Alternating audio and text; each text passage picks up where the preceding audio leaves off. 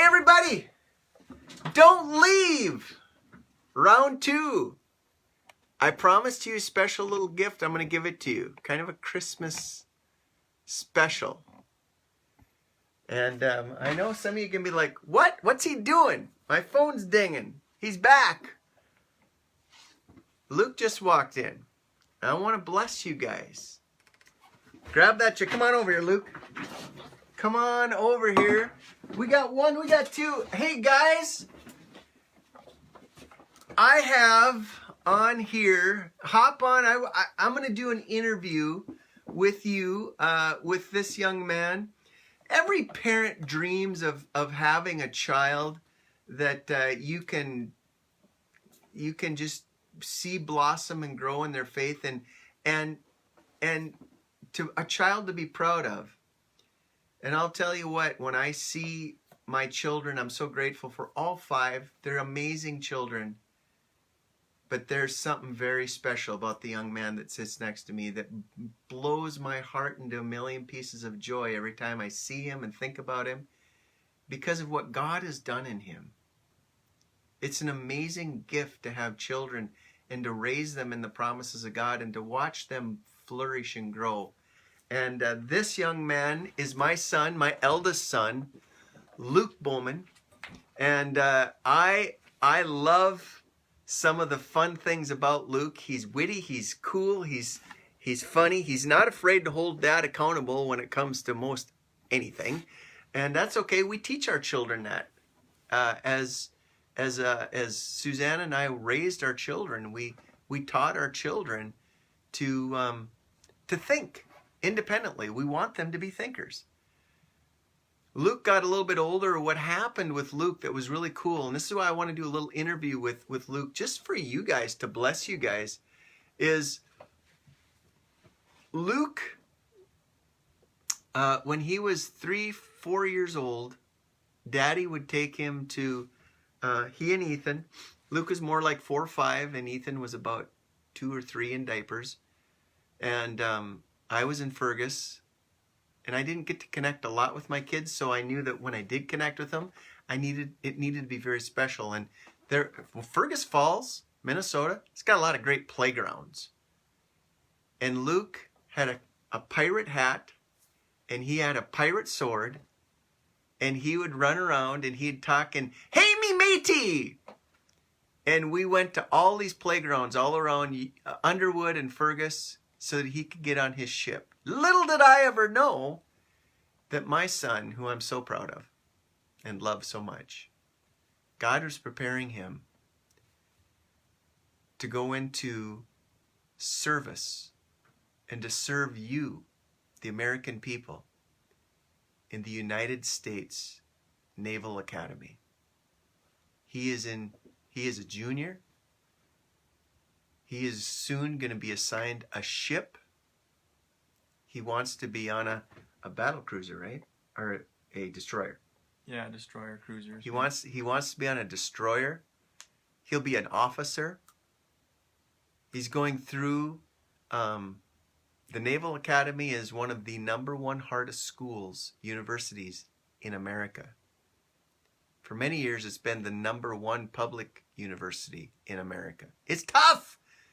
I couldn't even have made it through day 1, but God has blessed Luke to do it.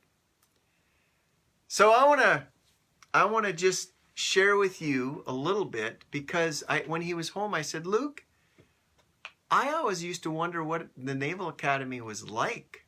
What give me, what." So then we went on Parents' Day. I got to experience it when I walked on to the grounds of the Naval Academy, and I saw one of the monuments talked about 1680 or something like this. This was before we were even a nation. This chunk of ground was being used by naval outpost people. This is hallowed ground. I started seeing some of the great generals, or admirals, excuse me, from World War I and II. So I want to just share with you, enough of me blabbing. I want to just ask Luke some questions, and I want him to share with you I want to take you into the Navy Academy because you know this kid. And I know you're proud of him too.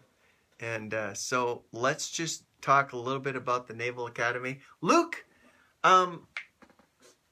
we are before we get to the grounds, and walk around and take a look around the grounds of the Naval Academy.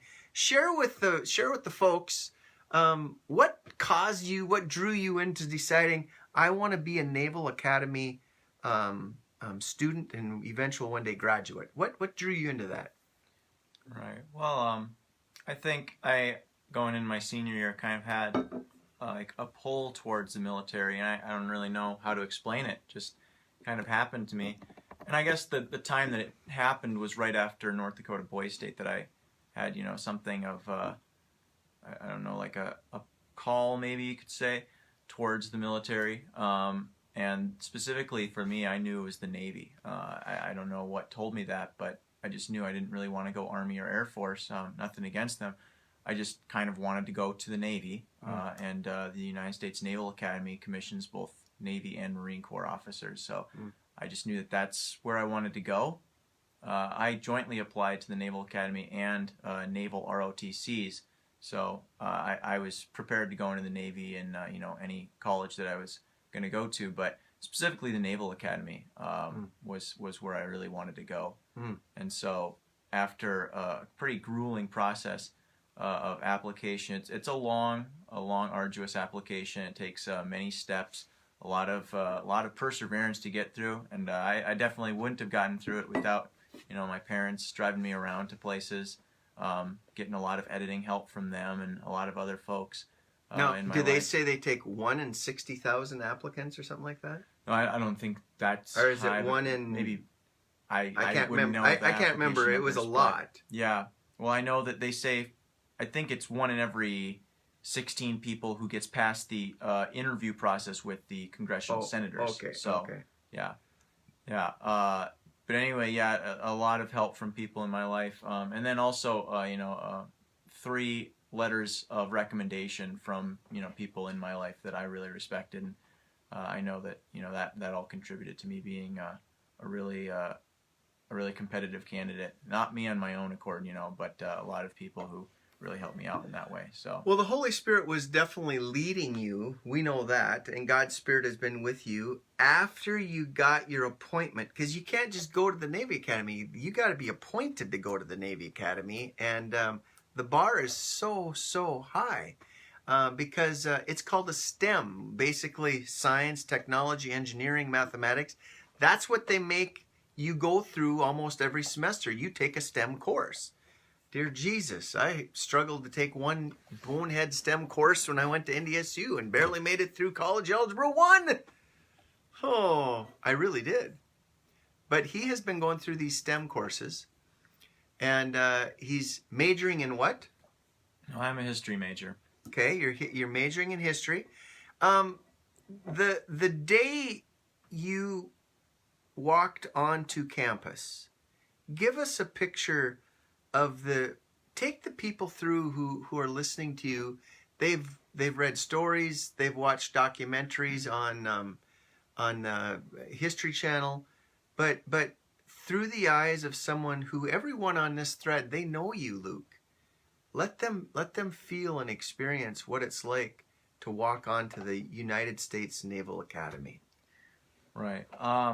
Well, my first time there was actually during the middle of my preparatory year. So before I got to go to the Naval Academy as a midshipman, which is what the rank that you take on when you go to the academy as a student, I was a seaman recruit up in Norfolk. I joined the Navy as an enlistedman, and I was able to do a year up there of just studies. And that was a really foundational year for me, and it really helped me, prepared me for the Naval Academy. But during that year, they took a trip down to the academy. I think they do every year, and it's sometime in October. And while I was on that trip down there, I had seen videos myself. I didn't really know what to expect. And the first time, you go on the Naval Academy, it's a little bit easy to get lost. The buildings there, they're all the white scheme with the teal and the aquamarine roofs. So it's a very beautiful campus that way. The centerpiece of the campus is the dormitory in which we all live. It's hard to even really call it a dormitory. Bancroft Hall is the middle building of the campus, and you can see it from a satellite image. It kind of looks like an octopus almost, and it holds all 4,200 midshipmen in one building. I believe that it's, to this day, still the largest above-ground dormitory in the world. It's something, the inside of it has something like 5 miles worth of hallways. It's 6 stories high. It really is. It's a marvel, and you walk around the place, and it'd take you probably 20 minutes to walk from start to finish. So it's a big place. And the thing about Bancroft Hall is, you go there and you see it, and you see how the midshipmen live, and it gives you a really good taste of what it's like to be a midshipman. Not just the studies, but also really that the military part of life is integrated into how you live, and that especially your freshman year, you run around the place. You have to do what they call the chop, which is a fast walk, kind of a high knees run, a jog, something like that around the place. You have to walk in the middle of the hallways if you're a freshman. The freshmen and youngsters can only use certain staircases. You can't use all the staircases until you're a junior. So, there's a lot of stuff like that is really building the military discipline right into college life. And when you go around the campus, all of the buildings have a lot of history integrated into them. Most of the buildings, at least on the far end of campus, you'll see that a lot of their plaques say they were built in 1901, 1910, 1912. These were buildings that were being built during the age of American naval supremacy, the period of post-American Spanish War, period of pre-World War I era, when we were building some of our pre-dreadnought class ships, and really starting to build the 2 ocean fleet. So it was a great time for expanding naval officers as a whole. And that's why the campus, really reflects the era. And as you kind of go towards the far end of the campus, you'll see some of our newer buildings, and those also, reflect really well the era in which they were built. That being the Cold War, the age of America's nuclear navy. So you'll see, for example, our library and our engineering building.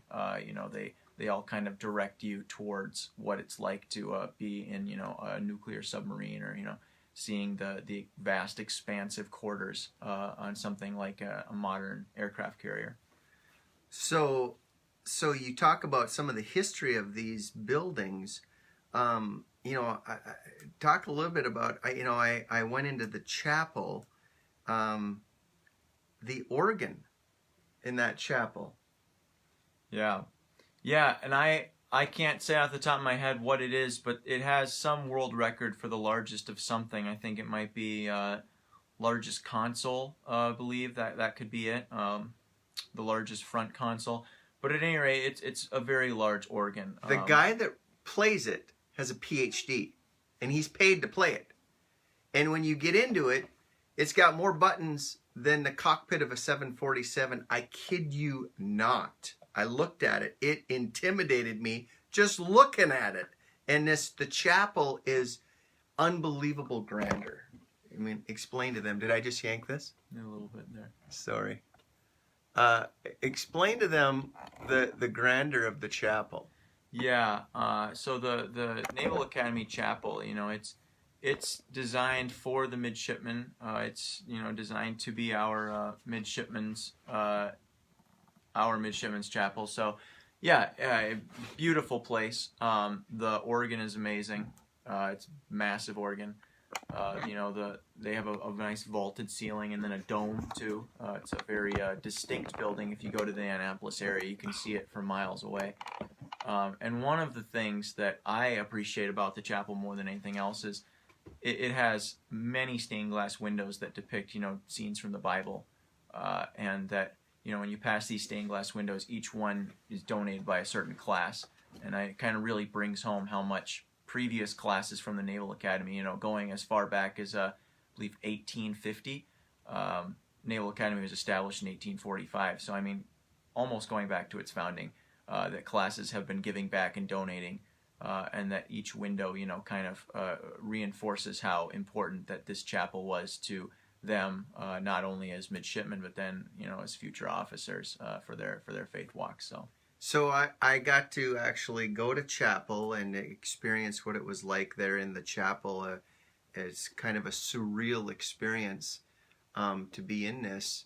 I really wanted Luke to bring this to you today because I believe that I and most of the people, I think most every single person on this thread, we are nationalists. We are patriots. We have relatives that fought in World War I, World War II, Civil War, the American, Revolution. We have relatives that stood up for freedom in Vietnam, Afghanistan. We know what it's like to send relatives off. We know what it's like to have relatives in the military. We know how proud we were to see that flag being folded at the casket of a dead grandfather or maybe even grandmother, but uncle who was in Korea or whatever. We know what it's like. And with all of the weirdness that's going on in our nation right now, there's some weirdness. Let's go back to our roots. Let's go back to just talking about why we are proud. Whether you're Democrat or Republican, it doesn't matter. We're Americans. We fight for our freedom. We stand on freedom. Freedom so that we can have the freedom to go all over the world and lead people to Jesus. That's what America's all about. Freedom to go around the world bringing Christ to the nations. And I am so honored and blessed to have a son that's preparing to be a naval officer in a destroyer, right? Yeah. What's the ship you were on that you really thought was cool? Well, I don't think I can say the name of it here, but yeah, it was a destroyer class. Okay, it was a destroyer. So if I ever mention that ship, forget about it. I can't remember if I ever did or not. But it's so cool. Now, when I was in the chapel with you, and I had the whole family there, underneath the chapel, tell everyone there is someone buried underneath that church, and there is a museum around his, what do they call it? A casket, yeah. Crypt. A crypt. Yeah. It's a crypt. Tell them about what's in that crypt. Yeah, so underneath the chapel is the remains of John Paul Jones. And if you know anything about naval history, we regard John Paul Jones as the father of the American Navy. He joined the Continental Navy in 1775, sailed from Newport, Rhode Island, 1776. His ships were seeing action. He was landing Marines at Port of Nassau in the Bahamas. It's considered the first amphibious assault in U.S. Marine Corps history. So John Paul Jones, a really influential figure, of course best known for his battle with the British Serapis, and he was in the American frigate Baham Rashar. So pretty much everything that he did has kind of established what we would consider to be our doctrines to this day. Freedom of the seas, naval supremacy with existing means, and teaching every sailor the means of the firefighting doctrine. So he really did help to establish the United States Navy, and that's why we show him a lot of reverence. So yeah, his crypt is below the chapel. It's definitely worth checking out if you're ever there. When we were there, you walk into that crypt, you walk into that chapel, you know you're walking on hallowed ground. These are men and women that have given their sacred honor as Americans, as patriots, to stand up for your freedom. And the men and women that I have had a chance to meet when I went down there one time, I get to go again when Luke graduates. It's humbling. It's honoring. In fact, I remember standing outside of Bancroft Hall, and there were 4,500 young midshipmen that were lined up like a perfect arrow. And there, the soldier that was barking out the orders had them marching in perfect harmony, and they were going into this massive building, and it was such an incredible sight to behold when I was there, thinking about the gift of living in the greatest, most powerful, anointed, gifted country in all the face of the earth. How God has blessed us and given us a military that just defends our freedom. We don't go looking for trouble. We defend freedom. And to know that I've had a chance to know so many people that defend freedom. And now I get to know one more, my son. It's amazing. As we walked into the facility that day, we walked by the athletic facility, then we walked down that one street, and there was kind of a harbor there with a bunch of ships. What are all those ships about? Yeah, so the Naval Academy, they have a lot of varsity sports, and one of them that you can join if you're there, varsity offshore sailing team. I'm not a part of it, but I have a couple friends who are. And yeah, the Naval Academy obviously being about, becoming better at the nautical arts. So having a good background in sailing is important. They teach you that over plebe summer, and a lot of folks continue on doing that, and taking ships all around the coast and doing races. So it's a really cool deal there. The ships that are both for amateurs and for the professionals. Plus, we went by the football field, pretty fancy football field. Why did Army beat Navy this year, by the way? Were you there? Yeah, I was there. I couldn't tell you. You guys got to step it down a little bit. So then you turn the corner, you got all these little ships there. They're big sailing boats, it looks like almost. Turn the corner, and you got a massive amount of college buildings. Old ones. Some new ones, but a lot of really old ones. And these buildings are basically for scientific, math, science, all of this other stuff. And they're largely preparing you guys to graduate with a 4-year degree. And when you get your 4-year degree, somewhere along the line before you leave Annapolis, Maryland, every one of you guys will be officers. And where do you go from there? Right. So the Naval Academy, it makes sure that every single person who graduates with a Bachelor of Science. So even someone in my position who is getting a degree in history, the people who have any other major in a humanities or social sciences field, they're all going to graduate with Bachelor of Science. And after that, when you graduate, you receive a diploma and a commissioning on the same day. And from there, you're eligible to go anywhere that naval or Marine Corps base is pertaining to whatever field you selected. So pilots, they'll go to pilot training. Marines, they'll go to the basic school for Marine Corps officers. Surface warfare officers, they'll go to a basic division officer course. And after graduating all of these different schools, at that point, then you'll take up your job wherever that might be. So what caused you to want to finish Annapolis and go towards a destroyer?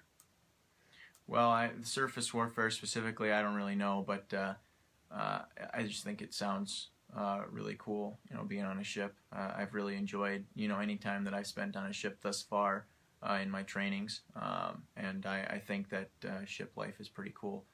But as far as what it is that really kept me going at the Naval Academy, I think that there was a lot of tough times, but then also the tough times, they help you remember that it's really worthwhile.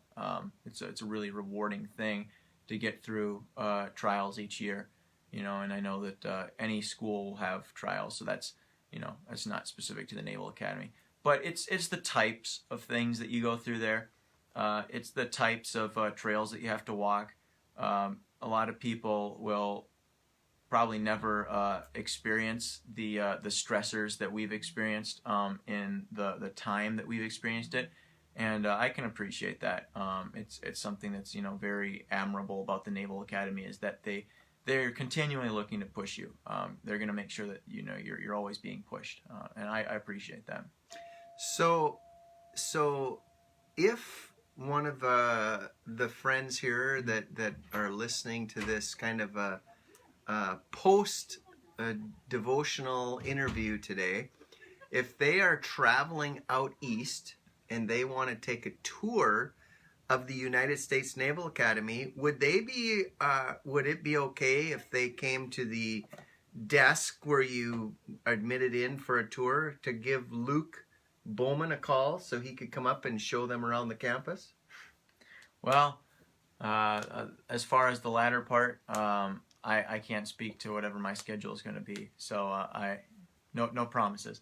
But if you come to the Naval Academy, yeah, absolutely, you can get a tour Monday through Friday and Saturday, I believe. But you can't quote me on that. But they have all of their schedules posted, and they give daily tours throughout the day.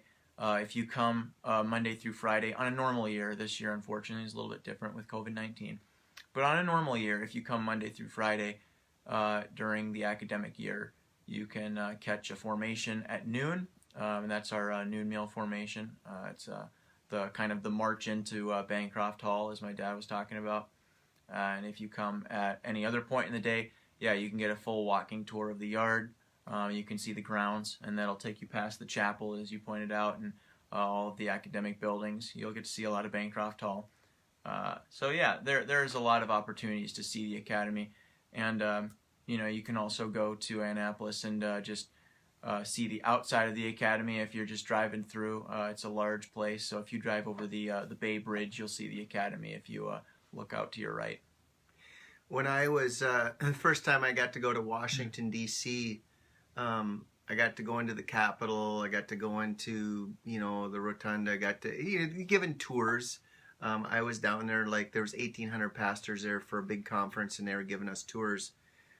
And there is something about, if you've been raised to be a patriot, if you've been raised to be a nationalist, if you've been raised to really love America for who we are as a nation. I know there are some in our country that don't, but I was raised that way because my grandfather would take me up on Veterans Day, and we would watch him shoot over the graves, and he'd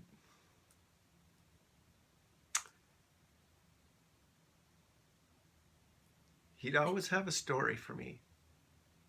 Why freedom is not free.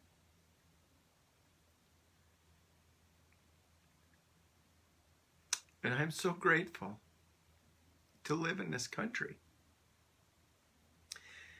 And I know that when I went to Washington, D.C., and I experienced just the unbelievable beauty of what I experienced there, walking onto that campus and seeing the rich naval traditional history brought back the same kind of feelings like I had when I got to go through Washington, D.C.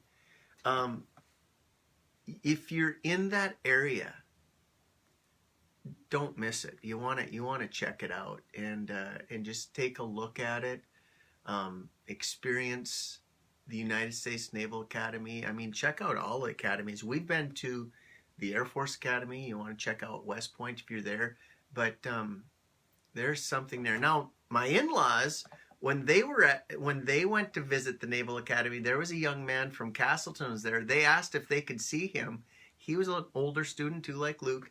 They sent him down to give him the tour. So you ask for Luke, they'll probably, if he's not in class or not busy, he'll come down, give you a tour, show you around. He'd be glad to do that, I'm sure, if he could. I was also pre-9/11, so maybe. Oh, well, okay. Could be. I don't know the rules, but hey, it's pretty cool. Now, this is obviously this is a devotional thread that's fully devoted to the Lord Jesus Christ, and so as we get close to wrapping up this interview, Luke, I'd love for our hearers here today. You were raised at Victory Lutheran Church, Jamestown, North Dakota. You went through Sunday schools with Deb Haar, Alan Ansel. Who are some of your middle teachers? Doug and Nancy Bounds. Doug and Nancy Bounds, Florenda Bloomhart. And then he went on. He had confirmation with yours truly, Pastor Sean, and he was catechized in the Word, taught law and gospel, taught the Word of God, and then he continued on. He had Bible studies and youth group with Pastor Kevin, with Pastor Luke, and then he went on from there to graduate from Hillcrest Lutheran Academy. And from there, of course, the Naval Academy. This child has been raised, like many of your children, in the church, in the Word. And he's been all over the world already, singing in front of, we got to ask you about that too. Remind me to ask him. He sang in front of presidents. Yes, he's in the Naval Choir Glee Club. But my question is, remind me to ask him about that. But my question is, as we think about this high calling that we all have, but this young man now has in the military, could you share with the people how Christ has been a cornerstone to help you get through the hard times? Because you've had a few hard times there, right? Yeah. Yeah, definitely. I would say probably the thing that comes to mind fastest, I mean, not that, there's ever been a time that I haven't really enjoyed the fellowship of believers at the academy, which has, been a really good friend group to get involved with, of course. But when I was going to the prep school that year, after I graduated from high school, during Christmas break, I think, a lot of know that I flipped a truck on the interstate. And my pickup. Yeah. That was hard, getting through the physical therapy that came after that. I fortunately didn't sustain any life-changing injuries, which was obviously God's grace, but the physical therapy really took a lot of time out of class. Obviously, it diverted a lot of energy away from any training that I could have done physically. So I kind of was stuck in the barracks for a long time, Many days I would just kind of spend by myself there. I couldn't go on a run. I couldn't get up to go to study groups, so I was just kind of stuck in my room. And, that time being in a cold place, in a place that's really far away from home, all those factors kind of contribute to what probably was depression. But I think something that really, got me through that time, saved me from that, was the base chapel was right across the street from our barracks, so it really wasn't that far of a walk, which is good for me because I couldn't walk that far at that point.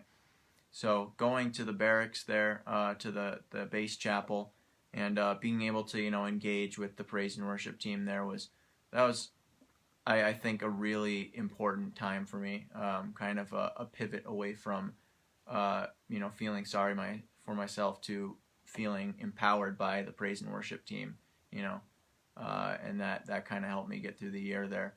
So, and many other stories like that. So, yeah. So Christ has been a central figure for you. You've shared with me how you've got a number of blogs and favorite pastors that you will go on, you will listen to, praise and worship music. As a young man in his now early 20s, he could pivot towards a lot of different things. But in order to get him through, in order for him to be anchored in truth and in a hope that is outside of this world into the time to come, he leans into Jesus. Because he was taught the Word of God at his home church, in his home. He was taught the Word of God so that he could lean into the hope of Christ when things are tough. And when you're going through basic training there, what do they call that again? Plebe summer, yeah. Plebe summer. We heard a lot of interesting stories about plebe summer. It's very interesting. But they get to do a lot of running and a lot of push-ups and a lot of screaming in your face at 2, 3 in the morning and standing in a hallway with your... How'd they teach you to do? You know, if you're tilted the wrong way, you're in big trouble, and they're rough on you because they're making you into officers and into future leaders of this beautiful nation that we live in. And so that's good. I wanted to end. I said I was going to do one more thing. What was it again? Remind me. He said, singing. Yeah. He's got to share with you. He joined his choir teacher in Fergus Falls, Hillcrest Lutheran Academy, told Luke, when you get to the Naval Academy, they got a world-renowned glee club. That's a singing group. Join it if you can. He did. After you joined it, you found yourself standing in front of every living president in the United States. Oh, about how many feet away? Yeah. Well, not many. Right off the bat, we got involved in a really big engagement. The United States Naval Academy Men's Glee Club and the Women's Glee Club. It was kind of an unpredictable thing. That was when Senator McCain passed away. And assembled before us were Bush 43, Bill Clinton, I believe Jimmy Carter was able to make it that day, President Obama, all of their wives, many of the vice presidents at the time, many senators and representatives, and that was really sensational. And a couple of presidents who spoke on McCain's behalf, and then later that year, taking the field to sing the national anthem for Army Navy, and this actually happened last year as well. That as we took the field, President Trump was on the field with us. So thus far, all the living presidents we've been able to sing for. So very high honor, obviously, for our men's glee club. Wow. So you've got to experience the world. We're extremely proud of you. We're grateful to be living in the greatest, most beautiful, strongest nation in the world, and we give all the credit to Jesus Christ. We believe He is the true King of this nation, and we serve Him, and He gives us every day our bread, and He gives us our energy to do and serve, and all the things that He does. I just wanted you, as patriots of this nation, Luke is home here for a few weeks. I wanted you to just get a chance to hear through the eyes of a young man who's serving his nation, a young Christian man, what he's doing and what he's up to, and to build up your faith that we are in such a wonderful nation, such a wonderful country as America. God has blessed it. May God bless you, Luke. May God bless the United States of America. May God bless you this Christmas. Hold on to this hope, this covenant that God made with our founders, that this is a shining light on a hill, as one man said, this beautiful nation called America. God's used us. He'll continue using us because we have a hope and a future of young leaders like this young man sitting next to me, my son, a future leader of America. God bless you, Luke. God bless you. Love you guys. Appreciate you. Glad that we could just be here and share a little bit of this beautiful patronage of America. Hey, if you get down to the Naval Academy, make sure you swing in, check it out, say hi. And may the Lord bless you this Christmas season as you are preparing in all the ways that you are. Have a great and godly day. God bless. Thanks again, Luke.